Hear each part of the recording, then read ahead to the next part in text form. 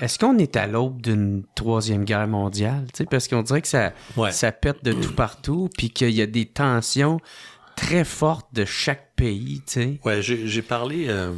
C'est quoi ton J'ai opinion? parlé, moi je fais une chronique au 98.5 2 fois par semaine sur la situation géopolitique mondiale, puis j'ai montré entre autres que récemment il y a une commission qui a été nommée en 2022 aux États-Unis pour analyser l'état de la sécurité nationale américaine. Est-ce que les États-Unis est-ce qu'on vit dans un monde sécuritaire? Est-ce que les États-Unis ont une armée, une puissance encore capable d'arrêter les éclatements majeurs dans le monde et tout ça, parce qu'on a quand même vécu depuis la Deuxième Guerre mondiale. Ça fait 70 ans qu'on n'a pas de guerre mondiale, de guerre à grande échelle. Là, on a l'Ukraine qui est extrêmement dangereuse. Avec l'OTAN qui prend de plus en plus d'importance. C'est ça. On a la menace de Taïwan, comme je te l'ai dit. Il y a encore des conflits importants en Afrique. Là, tu as le Moyen-Orient. Il y a le Moyen-Orient là, qui est en train de dégénérer, parce qu'on va le contrôler, ce qui frappe dans le... Mais je vais revenir à ce rapport-là. Ce rapport-là s'est mis à dire, tu sais, depuis la chute du mur de Berlin, justement. On s'est comme, nous, les Américains, assis sur cette idée que notre puissance à elle seule calmerait le jeu. Mais le monde n'est plus ce qu'il était. On assiste à, il y a des gens qui n'aiment pas ce mot-là, mais à un monde multipolaire, avec une Chine de plus en plus puissante, une Russie de plus en plus puissante, un pays comme l'Inde, extrêmement puissant, Brésil en Amérique latine, et surtout, dans ce monde-là qui se développe avec des puissances de plus en plus nombreuses et importantes qui ont la bombe atomique, entre autres, et qui peuvent l'utiliser, qui n'ont pas les mêmes règles qu'à l'époque de l'Union soviétique. À l'époque de l'Union soviétique, là, quand ils arrivaient à la seconde près, là, comme on a la crise de Cuba, par exemple, dans les années 60, où il y a une menace terrible là, d'éclatement entre la Russie et Washington. La baie des cochons. Ils se prenaient le téléphone, puis ils se parlaient. Puis il y avait malgré tout, là, cet équilibre de la terreur qui faisait qu'on l'utilisait jamais. Cette conscience-là. Ouais. Là. Aujourd'hui, on est moins sûr de ça. Avec M. Poutine qui menace sans arrêt d'utiliser des frappes nucléaires, même s'ils sont restreintes, c'est des frappes nucléaires. Avec la Chine, dont on ne sait pas ce qu'elle ferait si elle était prise dans une situation dangereuse. Il n'y a plus cette espèce de morale qui existait avant, bonne ou mauvaise, où on avait un équilibre de la terreur. On vit dans un monde beaucoup plus instable et les Américains eux-mêmes se disent, est-ce qu'on va pouvoir nous-mêmes se défendre? Ah ouais, ils sont rendus là. Exactement. Donc, et puis là, ils sont tout en train de revoir la défense américaine, qui est, dans ce rapport-là, on a, par exemple, une chaîne d'approvisionnement militaire qui est trop lente, qui fabrique encore des choses aujourd'hui qui sont plus utiles. Comme on fabrique des espèces de chars d'assaut monstrueux qu'on n'utilisera peut-être même plus. Le char d'assaut de l'avenir va peut-être être complètement téléguidé ou maintenant, autrement. c'est pas mal les avions, les missiles. En plus, on vit des guerres, c'est ça, aériennes, navales.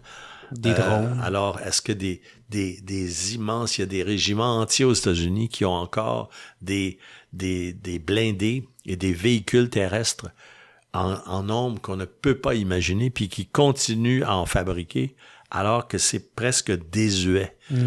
Ça, c'est un exemple. Mais l'idée, c'est que on a une chaîne d'approvisionnement qui est plus à l'écoute des changements qui s'en viennent. On a des chaînes d'approvisionnement qui sont bureaucratisées, qui prennent des mois à prendre des décisions puis à changer, opérer, qui nous coûtent 10 fois trop cher, parce que maintenant, en tout cas, il y a toutes sortes d'évolutions qui disent que la principale puissance du monde est peut-être en train d'être complètement dépassée sur le plan stratégique et militaire à cause du contexte qui change. Alors, est-ce que les autres pays le comprennent, ça, ou le savent? Ben, je pense que tous les pays sont en train de revoir ça eux-mêmes. Okay. C'est ça qui est assez inouï. Puis le monde évolue. Ce qui ce qui inquiète beaucoup, c'est que on a établi aussi, après la Deuxième Guerre mondiale, il faut imaginer que c'était le plus grand conflit qu'on avait vécu dans l'histoire de l'humanité. 75 millions de morts. Tu sais, des choses comme ça, là, puis et de la destruction partout en Europe. On a dit plus jamais, puis on a fait des choses qui étaient excellentes. Les conflits partaient souvent, et sinon systématiquement, de l'Europe. On a fait en sorte, en créant le marché commun européen, que les gens se sont mis à négocier entre eux sur le plan économique, puis ça a créé des liens plutôt que de se lancer dans des conflits. Ouais. Il y a eu un conflit à une époque en Bosnie-Herzégovine, mais ça, c'est plus compliqué. C'était le démantèlement de la Yougoslavie, puis ça a duré quand même quelques années, mais on a pu, à un moment donné, régler cette affaire-là sans que ça se multiplie à la grandeur de l'Europe.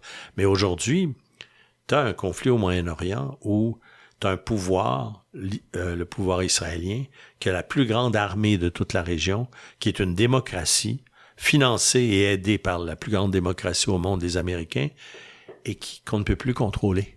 Parce que c'est un gouvernement qui, pour des raisons politiques, s'est allié à toute une faction d'extrême droite dans le pays et qui veut détruire les Arabes, détruire les Palestiniens, reprendre les territoires occupés et les intégrer dans le territoire israélien avec n'importe quel moyen, sans limite. Et tu vois les États-Unis qui sont incapables, les États-Unis qui continuent à les armer d'un côté, qui sont incapables de les calmer. Ben ouais, parce que Biden, il menaçait de couper l'armement, puis ils ont fait tout là. C'est ça. Puis en plus, là, M. Biden, ils prennent pas au sérieux. C'est un président qui est malheureusement dans une position délicate où il n'y a aucun pouvoir parce qu'il veut pas nuire à la candidate du Parti démocrate, Mme Harris, et puis qu'il y a Trump devant lui qui est une espèce de personnage. S'il gérait les États-Unis aujourd'hui, on se demande dans quelle direction il irait tellement il fait des déclarations à l'emporte-pièce qui ont aucun sens et tout ça. Donc, il est dans une situation très délicate et le premier ministre Netanyahou en Israël le sait. Donc, il fait ce qu'il veut. Alors, l'Iran fait ce qu'elle veut. Alors, les milices comme le Hamas et le Hezbollah sont tellement fanatiques que tu peux pas les arrêter. Cet extrait est une présentation de Matelas Enzo. Matelas Enzo est une entreprise québécoise. Le nom Enzo provient du prénom de son fils, le fondateur Gabi Hamel. Tous leurs matelas et lits sont 100% neufs et fabriqués au Québec et au Canada. Leurs produits sont tous garantis de 5 à 15 ans. Moi, je viens justement de m'en pogner un, puis mon seul regret, c'est que je l'ai pas fait avant. Fait que faites pas comme moi, puis allez vous en chercher un tout de suite. Ils sont rendus maintenant avec 4 magasins. Victo, Drummond, Saint-Hyacinthe, Sherbrooke. Niaise pas, puis pour ton nouveau matelas, choisis Matelas Enzo.